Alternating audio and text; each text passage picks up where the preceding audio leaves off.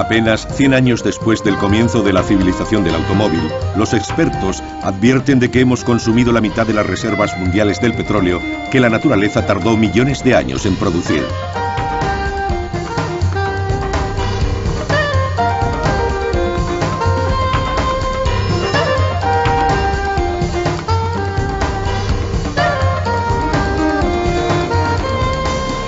El petróleo como arma. A comienzos de los años 70, los integrantes de la OPEP, la Organización de Países Productores de Petróleo creada 10 años antes, percibieron que el oro negro podía ser un arma temible contra los países occidentales. La OPEP representaba el 50% de la producción mundial. Eso la convertía en un increíble medio de presión sobre las grandes petroleras que habían tenido poder hegemónico hasta entonces y también sobre los países industrializados que cada vez dependían más de sus importaciones de petróleo. Los aires de protesta no provenían solo de miembros de la OPEP con ideología revolucionaria como Argelia y Libia, sino también de países conservadores y fieles aliados de Estados Unidos como Arabia Saudí e Irán. Tenían un objetivo común: mejorar sus ingresos aumentando el precio del barril, que pensaban con razón que era muy bajo. Los precios del petróleo seguían subiendo regularmente y las circunstancias les fueron tan favorables durante la siguiente década que se creyeron los amos del juego. Como tantas veces en la historia, una guerra estaría en los orígenes de este episodio. La guerra del Yom Kippur.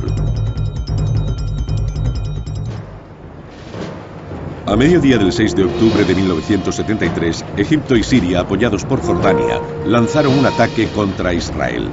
Había comenzado la Cuarta Guerra Árabe-Israelí. Los soldados egipcios cruzaron el canal de Suez y desembarcaron en la otra orilla. La sorpresa del ataque fue tal, más aún cuando era Yom Kippur, el día de la expiación, que hicieron retroceder a los israelíes 15 kilómetros. Allí se estabilizó el frente. Aunque esta ofensiva, que terminaría conociéndose como la Guerra del Yom Kippur, fue local, disparó el mayor cataclismo de la historia del petróleo. Todo había empezado 3 años antes, cuando el nacionalismo árabe se exacerbó con la ocupación israelí de los territorios palestinos después de la Guerra de los 6 días en junio de 1967. El presidente Anwar el-Sadat, sucesor de Nasser, anhelaba poder liberarlos.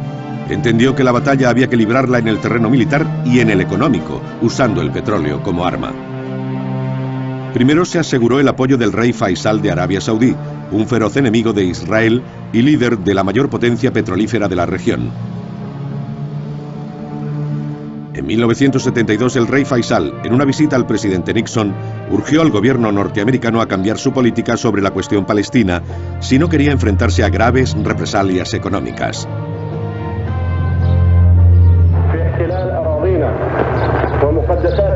Este nacionalismo árabe estaba alimentado por la causa palestina y las demandas de los países de la OPEP. Ocurrió en el contexto de un profundo cambio del sistema monetario internacional, hasta entonces bajo el dominio exclusivo del dólar.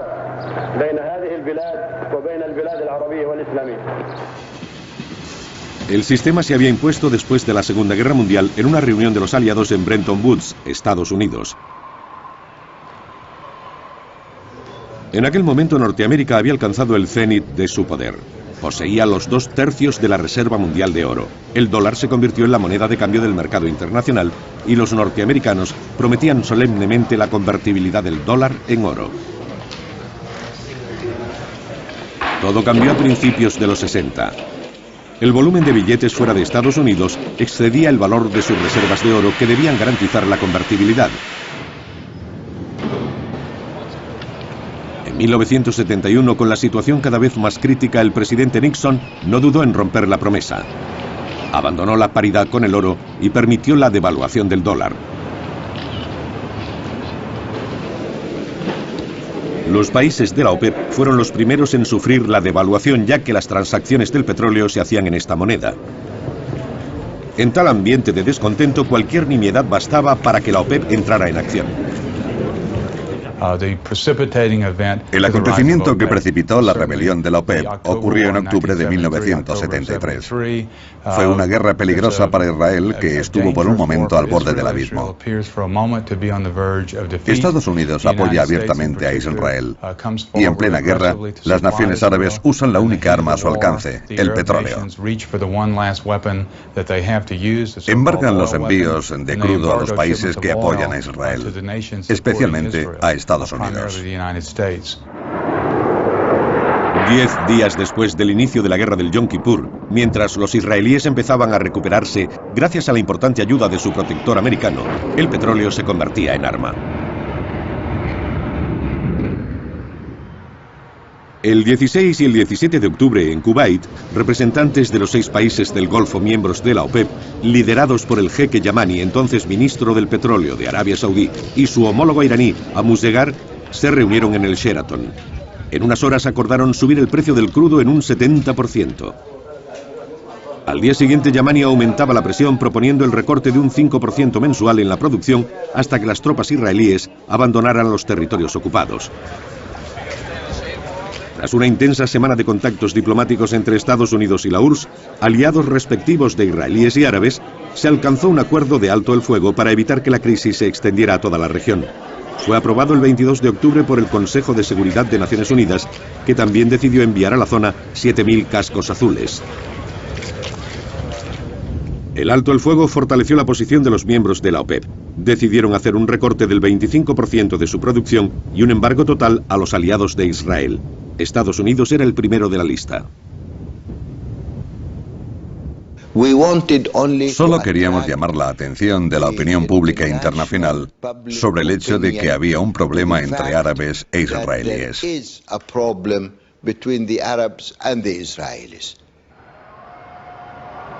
El último acto de esta rebelión ocurrió en Teherán el 23 de diciembre, cuando la OPEP decidió un incremento del 13%.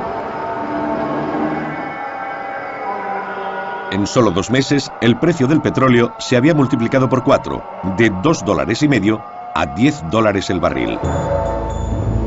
El Shah de Irán declaró: las naciones industrializadas tendrán que comprender que esta época de gran prosperidad, beneficios y riqueza, gracias al petróleo barato, ha llegado a su fin. La primera crisis del petróleo. En enero de 1974, tras la celebración del Año Nuevo, el precio del petróleo se disparó y escaseó el suministro. Este cataclismo sin precedentes quedó grabado en la memoria colectiva como la primera crisis del petróleo. Para las poblaciones occidentales, esta crisis significaba el fin de 30 años de riqueza marcados por el desenfrenado consumo de petróleo barato que parecía inagotable. La OPEP fue acusada de ser la única responsable de esta catástrofe global. Por primera vez, fue tildada de ser un cártel agresivo que pudo minar el corazón de la economía de los países desarrollados. Hablar de este tema no es sencillo, definitivamente no es sencillo, porque hay diferentes adversidades en torno al tema de lo que representa la Virgen María. Incluso dentro de nuestra propia Iglesia Católica. Y más aún cuando se presenta un individuo, un economista, que se involucra con el tema, y particularmente desde la óptica de economista y auxiliándose en las diferentes disciplinas en la cual la complementa. Llámese la psicología, la física, la matemática, estadística, la historia, las matemáticas, fundamentalmente las matemáticas como lenguaje predilecto de Dios. Entonces el tema no es fácil, porque repito, incluso dentro de nuestra propia Iglesia Católica hay cierta resistencia a tocar el tema en profundidad. Un craso error, un enorme error, porque mientras el plan globalista mundial, valga la redundancia, está en pleno desarrollo, atacando las bases fundamentales de nuestra religión, atacando y desintegrando progresivamente lo que es la institución, la iglesia doméstica, constituida por el núcleo familiar tradicional, por la parte de nosotros los católicos, dudamos, tenemos resistencia o volteamos la cara ante lo que realmente está aconteciendo.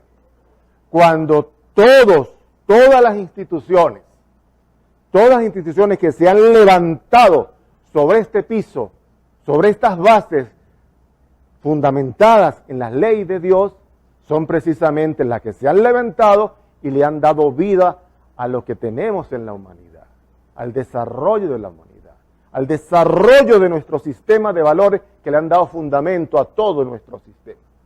Y para eso entonces debo hacer referente principalmente a la Iglesia Católica como tal. La gran obligación que tiene la Iglesia Católica, todos los que pertenecemos a la Iglesia Católica, no solamente el estatus de jerarquía, sino todos los que pertenecemos a la Iglesia Católica, de velar por esa conservación de nuestras bases, dedicarnos de lleno a esas bases, a conservarlas, a fortalecerlas, pero para eso debemos tratar en profundidad este tema, porque lamentablemente hay dos aspectos claves que no han estado también debilitando. Uno, las tradiciones que representan cada uno de los aspectos que nuestra Iglesia Católica fundamenta. Y notamos entonces cómo las tradiciones desde hace más de 2000 años han venido mermando. La participación, el entendimiento, el conocimiento, la práctica, eso lo estamos viviendo y nos quedamos entonces dormidos. Pero también el aspecto de formación en nuestra religión católica, en nuestras sagradas escrituras, en conocer, estudiar, analizar y aplicar lo que representa el tratado de la verdadera devoción a la Santísima Virgen María. En eso estamos fallando, hay que reconocerlo para realmente avanzar en esta humanidad. Porque, y permítame decir lo que voy a decir, el asunto no es que nuestra iglesia tenga que adaptarse a los nuevos tiempos, a las nuevas realidades. Definitivamente no es así. Nosotros tenemos que ir a las raíces que le han dado vida a nuestra institución. No es adaptarnos, porque el adaptarnos implica entonces que debemos entonces comulgar, valga la expresión sagrada, comulgar con todas estas ideologías que se están presentando, con todas estas irregularidades que están afectando nuestra propia vida que nace desde la familia. Pero igualmente, cuando decimos todas las instituciones, por ahí pasan instituciones como la política, ¿sí?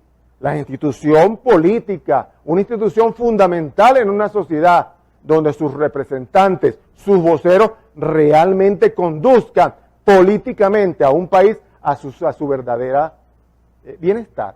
Bienestar que no se mide solamente en términos monetarios, no, un bienestar realmente integral, que pasa por la parte espiritual, religiosa y de valores en general. Pero sin duda, y muy relacionado con una institución en la cual tenemos más de 40 años participando, es la institución universitaria. Institución universitaria que tiene que ponerse al frente junto con la iglesia, junto con la institución política, para nombrar 3 instituciones, a llevar adelante la bandera de lo que representan nuestros valores morales, espirituales y religiosos.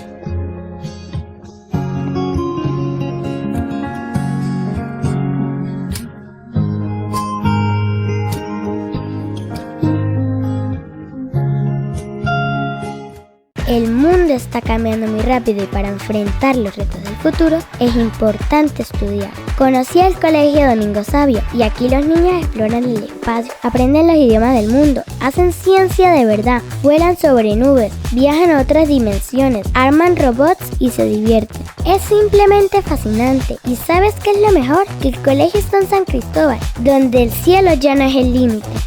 El futuro está aquí y yo ya me inscribí.